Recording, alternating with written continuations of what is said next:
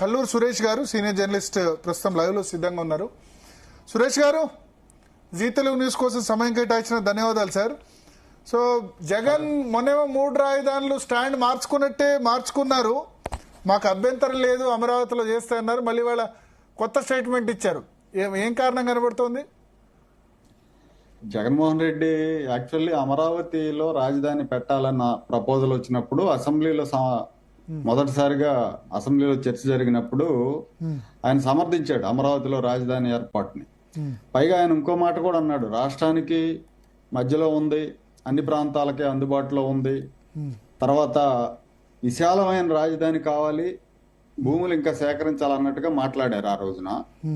కానీ ఆయన అధికారంలోకి వచ్చిన తర్వాత 6 నెలలకే 3 రాజధానులు అన్నారు, అమరావతిని ఆపేశారు. మీరు అన్నట్టు 3 రాజధానులు కొని 3 రాజధానులు నిర్మాణం చేశాడంటే అది కూడా చేయలేదు, సైలెంట్ ఊరుకున్నారు. సో ఇప్పుడు కూటమి ప్రభుత్వం వచ్చిన తర్వాత ఆ మధ్య సజ్జల రామకృష్ణారెడ్డి గారు అమరావతి రాజధానిను అమరావతిని మార్చేదేమి ఉండదని చెప్పి అన్నారు. ఆయన ఆ మధ్య ఒక కాంక్లేవ్ జరిగితే ఆ కాంక్లేవ్లో మాట్లాడారు. తర్వాత బొత్స సత్యనారాయణ గారు కూడా అన్నారు అమరావతి రాజధాని అని చెప్పి.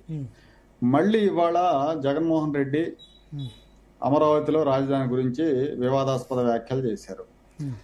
రివర్ అంటే నదీ పరివాహక ప్రాంతంలో రాజధాని ఎలా నిర్మిస్తారన్నారు. అది ఆయన అవగాహన లోపం, అవగాహన లేమిలాగా అనిపిస్తా ఉంది. సరే, దాని వెనకాల ఆయన వ్యతిరేకించడానికి కారణాలు ఏంటి అనే విషయం గురించి తర్వాత మాట్లాడదాం. ముందు నదీ పరివాహక ప్రాంతం అంటే కృష్ణా నది పరివాహక ప్రాంతం 2,58,000 చదరపు కిలోమీటర్లు ఉంది మహారాష్ట్ర, తెలంగాణ, కర్ణాటక, ఆంధ్రప్రదేశ్ లో. ఆ పరివాహక ప్రాంతంలోనే హైదరాబాద్ లాంటి మహానగరం ఉంది, చాలా నగరాలు.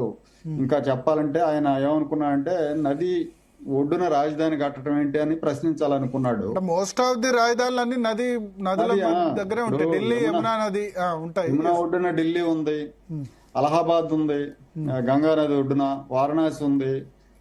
ఒకప్పుడు మూసీ ఒడ్డున హైదరాబాద్ నిర్మాణం చేశారు, ఆ తర్వాత హైదరాబాద్ రెండో వైపు కూడా పెరిగింది. కావేరీ ఒడ్డున మైసూర్ ఉంది, తంజావూరు ఉంది. ఇవన్నీ కూడా అంటే ప్రపంచ ప్రసిద్ధ రాజధానులు ఉన్నాయి. లండన్ ఉంది, ఈజిప్ట్ లో కైరో ఉంది, నైల్ నది ఒడ్డున. ఇవన్నీ ఉన్నాయి. కానీ ఆయన ఏంటంటే ఆయన అమరావతిని ఏదో ఒక రకంగా తన ద్వేషాన్ని బయట పెట్టాడు. ఇది వ్యూహాత్మకం కూడా అండి. ఎందుకంటే మీరు అమరావతిలో 2వ విడత భూ సమీకరణ జరుగుతూ ఉంది. అక్కడ 16,000 ఎకరాలు తీసుకోవాలనే ప్రయత్నంలో ప్రభుత్వం ఉంది. అక్కడ ఒక స్పోర్ట్స్ సిటీ నిర్మాణం చేయాలని, అలాగే inner ring road, outer ring road లో భూములు కోల్పోయే వాళ్ళకి మళ్ళీ కాంపెన్సేషన్ కింద భూములు ఇవ్వాలి కాబట్టి భూములు అవసరం అవుతాయి. అలాగే కొన్ని ఇండస్ట్రీస్, పొల్యూషన్ లేని ఇండస్ట్రీస్ ఏర్పాటు కూడా చేస్తామని చెప్తున్నారు. వాటి కోసం భూములు కావాలంటున్నారు. రైతుల్లో కూడా ఒక పెద్దపరిమి అనే ఒక విలేజ్ తప్పితే మిగతా విలేజెస్ వాళ్ళంతా కూడా 80% ఇవ్వడానికి సిద్ధంగా ఉన్నారు.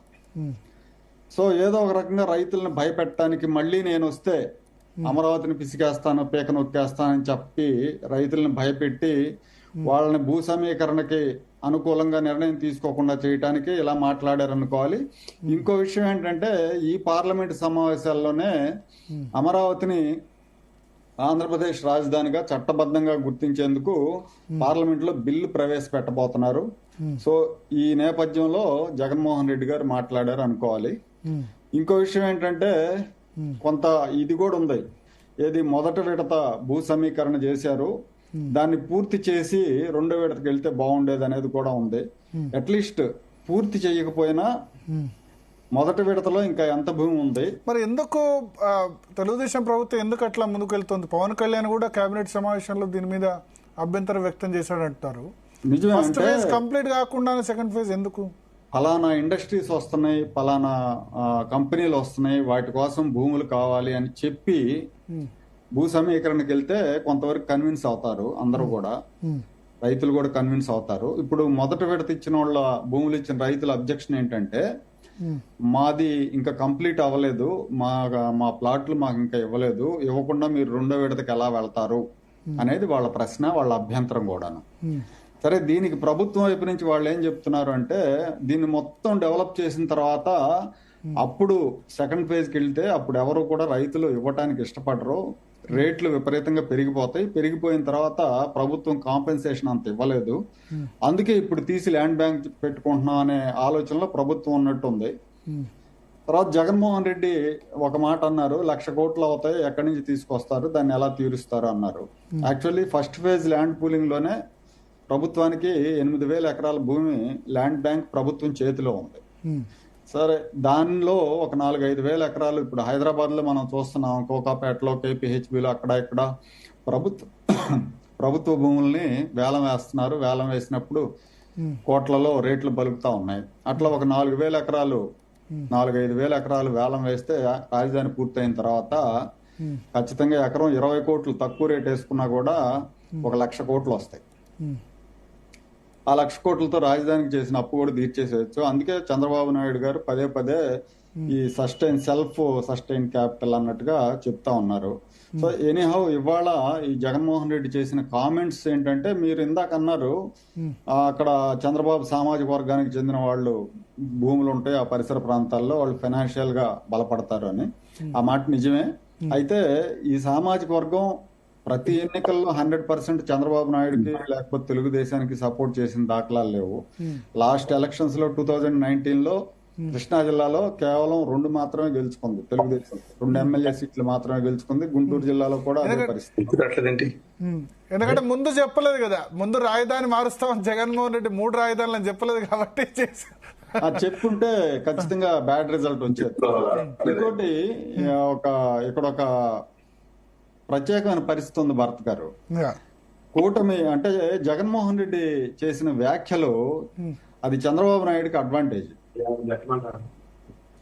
ఎందుకు అంటే 18 నెలల కాలంలో ఆంధ్రప్రదేశ్కి వచ్చిన పెట్టుబడులన్నీ కూడా ఎక్కువ శాతం ఉత్తరాంధ్ర, వైజాగ్ ప్రాంతాల్లో, తర్వాత కొంతేమో రాయలసీమ ప్రాంతాలకు వెళ్ళిపోయినాయి. మధ్యాంధ్ర ప్రాంతానికి ఎస్పెషల్లీ రాజమండ్రి నుంచి నెల్లూరు వరకు పెట్టుబడులు లేవు. ఒక 10% కూడా రాలేదు. దీని మీద అసంతృప్తిగా ఉన్నారు చాలా మంది మధ్యాంధ్ర ప్రాంత ప్రజలు. చంద్రబాబు సామాజిక వర్గం వాళ్ళు కూడా ఈ ప్రాంతాన్ని నిర్లక్ష్యం చేస్తున్నాడు, ఆయన రాయలసీమ, ఉత్తరాంధ్రకి ఎక్కువ ప్రాధాన్యత ఇస్తున్నాడు అని చెప్పి ఒక అసంతృప్తి ఉంది. ఇవాళ ఈ జగన్మోహన్ రెడ్డి వ్యాఖ్యల మూలంగా వాళ్ళు మళ్ళీ చంద్రబాబు వెనకాల స్ట్రాంగ్ గా నిలబడే పరిస్థితి. ఎందుకంటే నేను మళ్ళీ వస్తే అమరావతి పేక పిసికేస్తానని ఆయన ఇండైరెక్ట్ గా చెప్పేశాడు. ఇక ఆ మాట చెప్పిన తర్వాత చంద్రబాబు మీద అసంతృప్తి ఉన్నా కూడా ఆయన వెనకాలకి నిలబడే అవకాశం ఉంటుందన్నమాట. ఓకే. సో మనతో పాటు తాడికొండ